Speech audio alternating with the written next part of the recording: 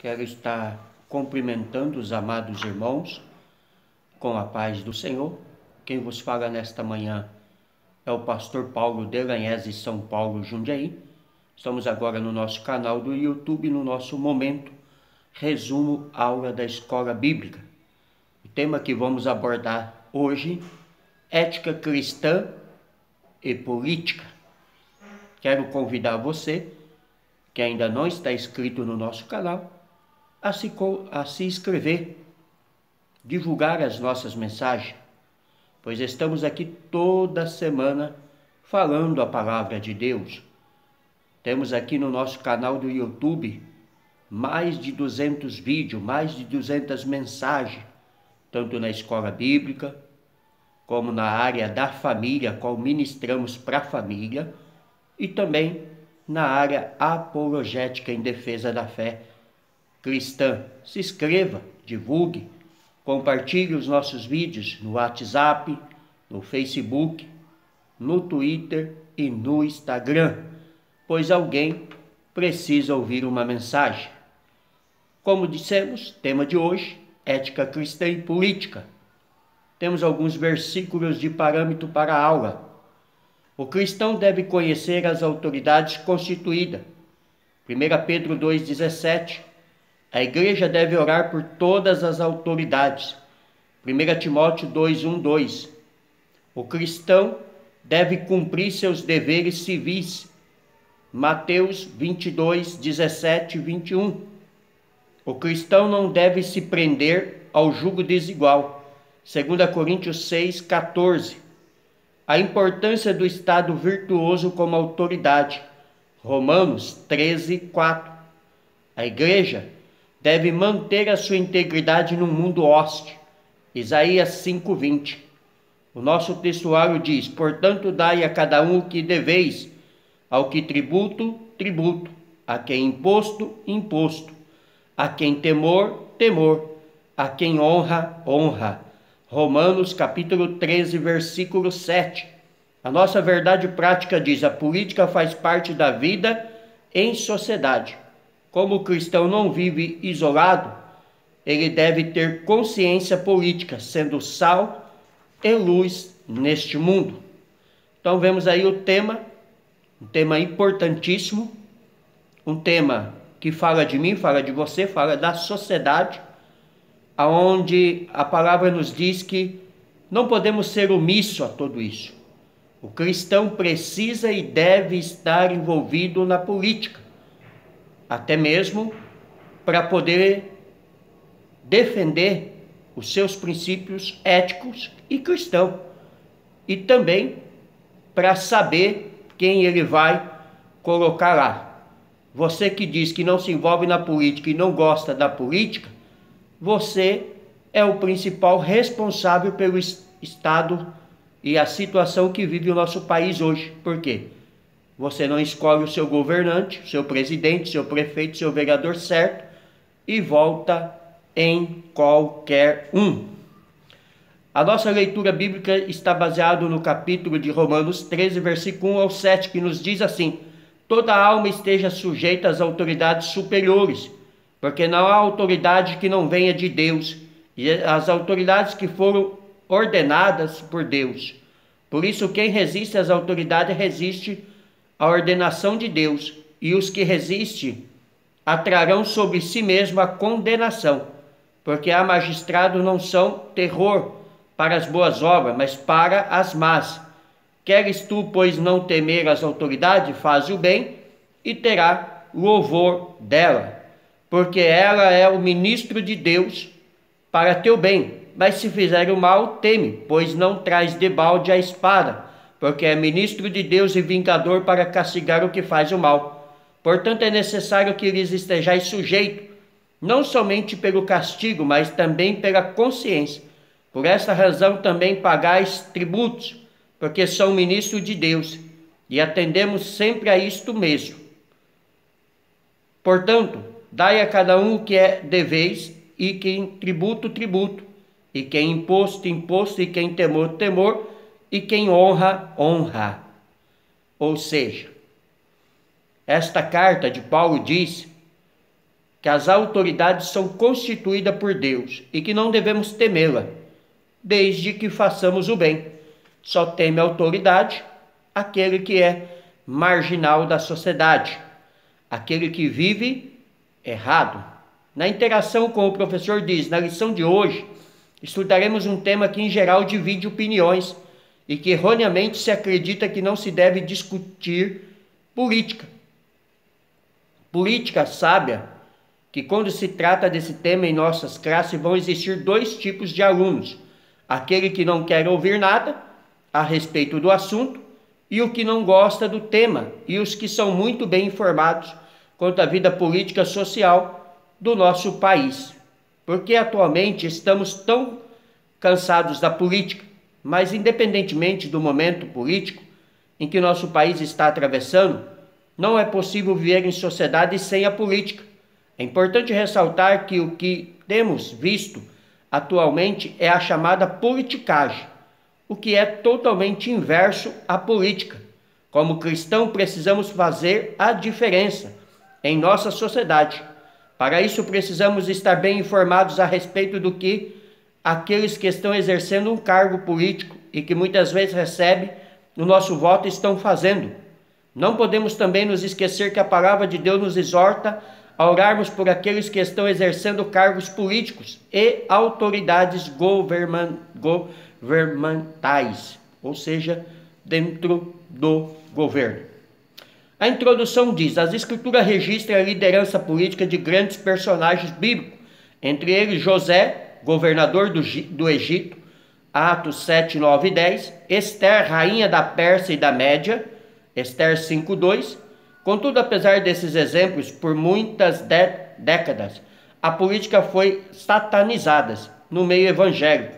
Como resultado e com a sua omissão, a igreja permitiu que o poder público fosse exercido muitas das vezes por ateus, ímpios e imorais. Esse comportamento contribui com a eleição, por exemplo, de governos contrários à cultura judaica cristã. Para mudar esse quadro, faz-se necessário que a igreja amadureça e aprofunde a sua consciência política. Ou seja, nós vemos exemplos de homens, mulheres na Bíblia que foram governadores, foram líderes, foram políticos da sua época, como o próprio Daniel, Sadraque, Mesaque e Abednego, que não foi citado aqui, mas que foram homens fiéis.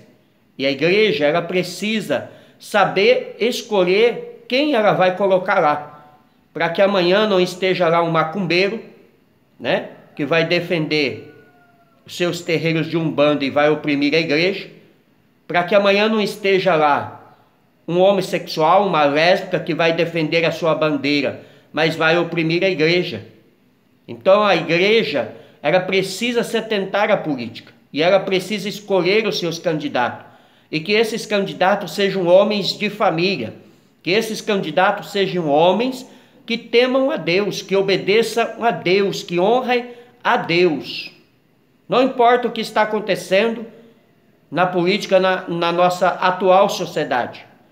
Eu sei que muitas das vezes alguns cristãos que entrou lá também se corrompeu, mas eu não posso me deixar levar pelas ervas daninhas. Eu não posso me deixar levar pelos maus exemplos. Ao contrário, eu preciso procurar cada dia me atentar mais e escolher certo, para que homens e mulheres de Deus possam estar lá e possam lutar por nós, como tem visto alguns, né, que têm lutado pela igreja. Inclusive, se não fosse alguns políticos lá, honestos, a igreja no Brasil já estaria passando pelas maiores perseguições, porque todos os dias eles tentam empurrar a nossa goela abaixo, o lesbianismo, o homossexualismo, como prática normal, que sabemos que não é. Então precisamos do político, precisamos do vereador, precisamos do prefeito, precisamos do presidente, do senador, do deputado, para estar lá, para falar em nosso nome. Amém? Uma perspectiva bíblica da política, parte 1. Deus governa todos os poderes da vida humana, inclusive o político. As escrituras mostram que Deus se relaciona diretamente conosco em todos os aspectos da vida, Mateus 6,33. Isso significa que ele intervém em toda a nossa jornada diária, pois o Pai Celeste trabalha para aquele que nele espera. Isaías 64, versículo 4. Nesse aspecto, a Bíblia mostra que o Altíssimo remove os reis e estabelece os reis. Daniel 2, 21. Porque não há autoridade que não venha de Deus, e as autoridades que há foram ordenadas por Deus. Romanos 13, 1. Sim, o Deus Altíssimo governa o aspecto político da vida do mundo. Ou seja, Deus continua no controle. Por mais que vemos maus exemplos, corrupção, Deus continua no controle. Pode acreditar nisso, meus irmãos. Deus levanta homens que o glorifiquem na política. Parte 2 do tópico 1. Os exemplos da Bíblia são abundantes, mas destacamos 3 deles. José, filho de Jacó, Gênesis 41, versículo 37 ao 57. Esther, a rainha, Esther 2, 12 ao 20. Daniel, o jovem, Daniel 2, 46 ao 49. Essas 3 pessoas se colocaram à disposição do Senhor e por intermédio deles providenciaram o escape para o povo de Deus. Gênesis 42, 46, 49, Esther 7, 1, 10, Daniel 2, 1, 45. A história da igreja também mostra um homem chamado William Berformes, 1759-1833, que por influência do Evangelho, impactado pelo ministério de John Wesley, foi quem liderou o fim do tráfico de escravos no Reino Britânico. Sim, Deus usa pessoas para glorificar o seu nome no meio da política. É por isso que eu disse e volto a dizer, temos que saber escolher quem vamos colocar lá. Estamos a preitos da eleição no nosso país, aqui no Brasil. Vamos voltar dentro de mais alguns dias para presidente, para governador, para senador, para deputado federal e estadual. Quem você vai colocar lá? Um homossexual? Uma lésbica? Um profano? Alguém que é contra a igreja? Quem você vai colocar lá? Você que é cristão. Ah, eu não vou votar, pastor. Então você é pior do que eles. Porque quem não vota não tem direito de opinião. E quem não vota, quem anula o seu voto, ele está colocando lá quem ganhou. Não podemos ser omissos. Nós temos que ter o caráter e saber escolher. Nós temos que ter alguém que vá defender a nossa fé, a nossa família, o nosso evangelho que pregamos verdadeiro. Amém? O Estado e a política. O Estado tem como função garantir por meio de políticas públicas as condições necessárias para a vida digna da sociedade. A palavra de Deus diz que as autoridades instituídas são para disciplinar as má obras e enaltecer quem faz o bem. Romanos 13, versículo 3 ao 4. Assim como vivemos num Estado democrático de direito, onde tanto cidadãos quanto as autoridades instituídas têm direitos e deveres mediante a Carta Constitucional do país, isto é, vivermos no império das leis, e por isso devemos exercer o mesmo princípio de submissão ao Estado, espossado pelo apóstolo Paulo em Romanos 13, 1, 2. Ou seja, não tem como cristão fugir da lei, não tem como cristão fugir da política, o Estado e a Bíblia. O Novo Testamento retrata o Estado como um instrumento ordenado por Deus. Romanos 13, 1. Assim os que resistem ao Estado afrontam a Deus. Romanos 13, 2. Nesse contexto, o Estado é servo do Altíssimo para aplicar a justiça. Romanos 13, 4. Logo, ele não é problema para os que fazem o bem, mas para os que praticam o mal. Romanos 13, 4, 1 Pedro 2, 14. Assim é lícito pagar tributos e impostos ao Estado. Romanos 13, 6, 7. Bem como temos a recomendação de orar pelas autoridades públicas. 1 Timóteo 2, versículo 1 ao 2. Aí está as recomendações bíblicas a mim e a você que é cidadão. Política. O vocábulo política vem do grego polis, cidade.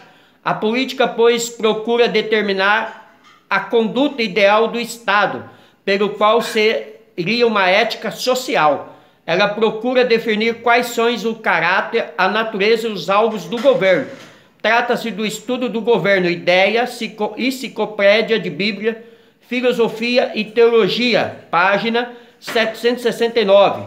Política significa originalmente o conhecimento, a participação, a defesa e a gestão dos negócios da polis, cidade, Estado, na Grécia, citado em Cristianismo e Política, página 19.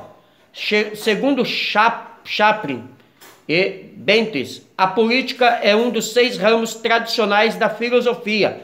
Platão pode ser caracterizado como o pai da política, porquanto em sua filosofia, sobretudo em seu diálogo instituído, República, ele desenvolveu uma extensa teoria política. A filosofia política ocupa-se com a conduta ideal do Estado, com a ética das sociedades organizada. Enciclopédia de Bíblia, Filosofia e Teologia, página 196. Além de Platão, outros filósofos idealizaram a política, enfatizando certos aspectos considerados preponderantes sobre os outros na sociedade. Enquanto Platão enfatizou o predomínio do indivíduo dos filósofos e defendia o Estado comunista, Aristóteles destacava o valor da família como unidade central do Estado e não o indivíduo. Promulgava um sistema misto de governo, com destaque para um tipo de democracia não popular, criticando o Estado comunista, defendido por Platão. Agostinho via a política como reguladora dos conflitos entre a Igreja e o Estado. Filósofo italiano Maquiavel defendeu a supremacia do Estado, advogando que todos os meios seriam lícitos, desde que os fins fossem bons. E a famosa máxima, segundo a qual os fins justificam os meios. Então aí está alguns homens que influenciaram na política. A separação do Estado da Igreja, uma herança protestante, parte 2. Conceito de Estado laico é compreendido como a separação entre o Estado e a Igreja. Significa que um não pode interferir nas atividades do outro e vice-versa. Então, esse seria o ideal dentro da política, mas nós sabemos que, infelizmente, em alguns momentos não é assim que acontece. A união entre Igreja e o Estado. No ano 313, Constantino Licínio, imperadores romanos do Ocidente e de origem, respectivamente, promulgaram o Edito de Milão. O decreto outorgou liberdade e tolerância religiosa aos cristãos no Império Romano. O imperador Teodósio decretou em 380 d.C. o Edito de Tessalônica, estabelecendo o cristianismo como religião oficial do Império. O edito prometia vingança divina e castigo do Estado aos que não aderissem à lei. A partir de então, a união entre a Igreja e o Estado passou a ser indiscutível. A exemplo da deformação da nação de Israel, o início dessa união trouxe até benefício, mas em seguida essa mistura foi trágica. 1 Samuel 10:1. Então vemos aí a influência da política na Igreja e Estado, os benefícios e os males. A separação entre a Igreja e o Estado, parte 2 do tópico 2. A fim da Idade Média, os ideais humanistas valorizaram os direitos individuais do cidadão. Isso despertou nos cristãos a necessidade de reformar a Igreja, especialmente o clero, sacerdote. Os abusos de Roma e a venda das indulgências deflagraram a reforma em 1517 na Alemanha. O monge Martinho Lutero rompeu com o catolicismo romano. Foi a partir da reforma que, paulatinamente, os conceitos de liberdade, de tolerância religiosa, de democracia e de separação entre a Igreja e o Estado foram alcançados ao status de direitos fundamentais. A palavra de Deus mostra que a ideia do Estado e igreja não dará bons resultados. Atos 14, 1, 7. Por isso o Estado não deve interferir na igreja, nem a igreja no Estado. Todavia o povo de Deus jamais deve faltar com a sua voz profética diante das injustiças e pecados sociais. Então essa é a grande recomendação e o grande papel da igreja, não ser omisso. O modelo de Estado laico brasileiro.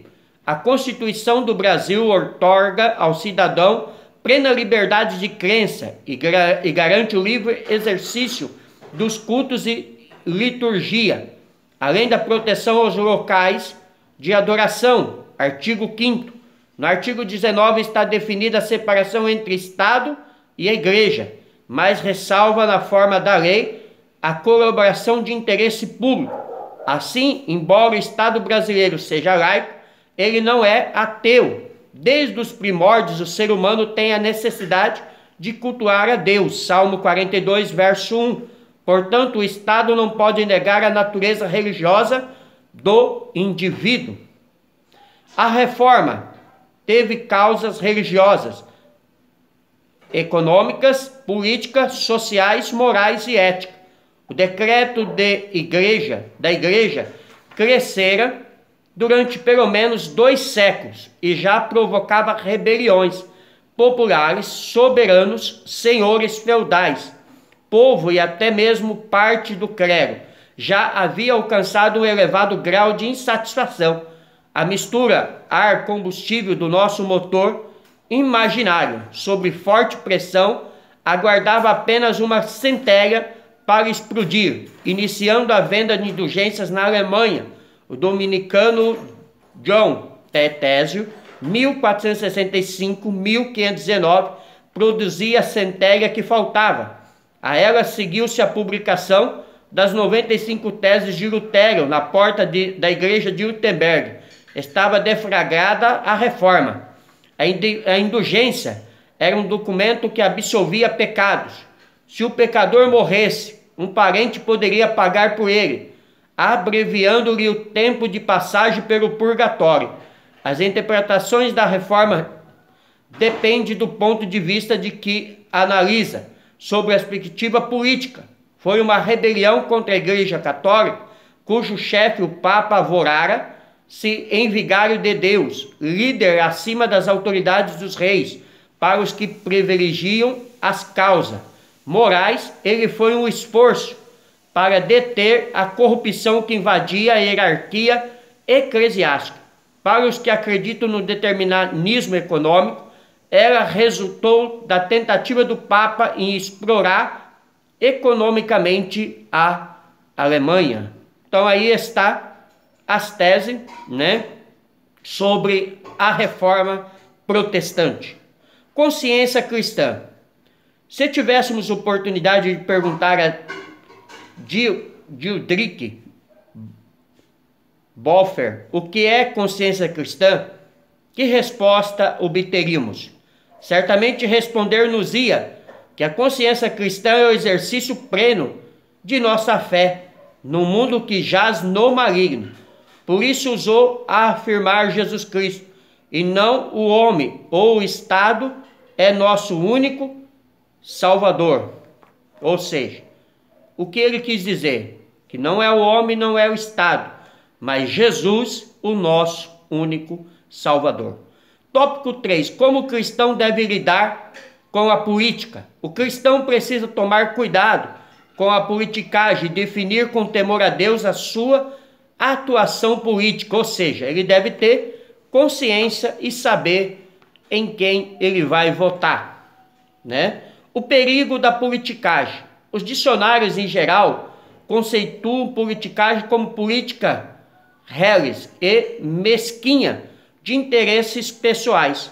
O perigo dos atos politiqueiros envolvendo os cristãos é colocar um descrédito o evangelho e a igreja.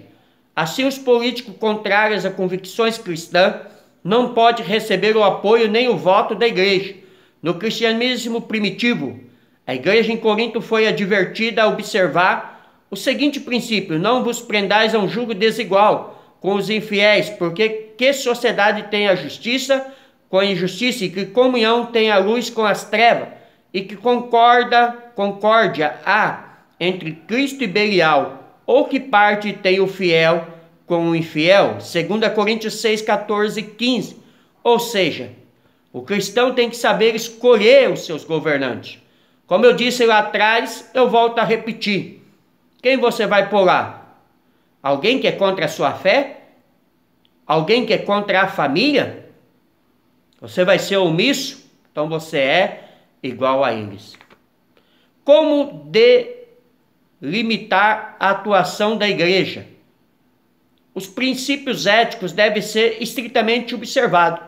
O púlpito da igreja não pode dar lugar a palanque eleitoreiro. É verdade que a igreja precisa de conscientização política, mas isso não significa ocupar o espaço de adoração e pregação da palavra com campanhas políticas. Conscientização política é uma coisa, campanha política é outra. Esta não cabe no espaço de culto do corpo de Cristo. Nesse sentido, a conscientização política da igreja deve ser fundamentada em princípios cristãos. Isso significa que o cristão deve analisar as propostas e as ideologias dos partidos políticos sobre a ótica cristã. Isaías 5, 20. Ou seja, a recomendação aqui é que, além de conhecermos o candidato e as suas propostas, precisamos também conhecer o partido que ele faz parte. Precisamos conhecer a ideologia do partido. Precisamos saber o que esse partido defende como máximo. Porque senão lá na frente teremos problema como igreja. Ajustando o foco da igreja. O povo de Deus não pode limitar-se a fazer oposição e oferecer resistência à iniquidade no poder temporal. Não pode depositar sua confiança e esperança nas decisões políticas. As lideranças devem incentivar o avivamento espiritual. O avivamento liderado por John Wesley, em 1703-1791, trouxe mudanças sociais significativas na Inglaterra, pois o mal realmente a ser combatido pela igreja é o pecado. Não podemos jamais perder a nossa consciência e natureza espiritual. Quando a mensagem de arrependimento for pregada ao mundo, então vidas serão transformadas. O Espírito Santo terá liberdade para convencer os ouvintes do pecado, da justiça e do juízo. João 16, 8. À medida que verdadeiras conversões a Cristo ocorrem, na mesma proporção, a nossa nação sofre transformações espirituais e sociais. Então, o papel da igreja é influenciar o mundo contra o pecado. Nós temos o poder de Deus na nossa vida. Nós temos o poder da decisão, da escolha. E sabemos que estamos com o maior. Estamos com Deus do nosso lado. Como foi citado atrás, Deus é o que coloca lá. Deus é o que tira de lá. Ele deixou isso muito bem claro através de Daniel a Nabucodonosor. Ele deixou isso muito bem claro a Faraó através de Moisés. Deus, ele continua no controle. Nada acontece sem a permissão de Deus. Isso tem que ficar mais do que claro.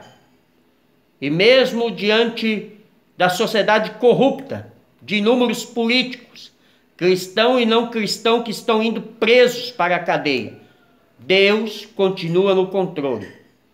E eu preciso falar algo a você. Tudo isso precisa realmente acontecer, tá bom?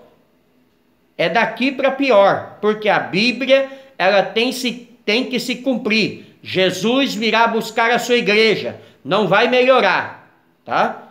Não pensa que vai melhorar não, mas não podemos ser omissos. Precisamos fazer a nossa parte. Pensando em política para os cristãos. Infelizmente, para os estudiosos cristãos, a Bíblia não é um livro didático de teologia política.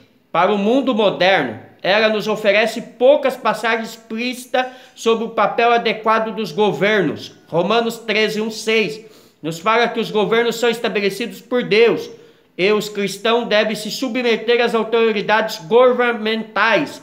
Isso parece bastante claro, mas já no início de Atos, descobrimos que Pedro e os apóstolos foram presos e encarcerados por pregar o evangelho e fazer sinais e maravilha. Então um anjo do Senhor organizou para eles uma fuga da prisão e ordenou-lhes que voltassem à arena política e continuassem a quebrar a lei, pregando o evangelho. Quando arrastados de volta diante de autoridades, eles declararam: mais importa obedecer a Deus do que aos homens. Atos 5:12 ao 29. Aqui a Bíblia parece ensinar que em alguma circunstância temos de desafiar as autoridades governamentais. Em quais situações podemos desobedecer à lei? Quando a lei é contra as coisas de Deus. Quando a lei quer nos impedir de falar a verdade. Quando a lei nos proíbe de falar da mensagem de Deus. Fora isso, somos obrigados como cristãos, como cidadãos, como pastores, como servos, como igreja, como aquela que foi lavada, remida e que irá morar no céu, a obedecer à lei. Se não obedecemos à lei, somos injustos e nos tornamos como ele.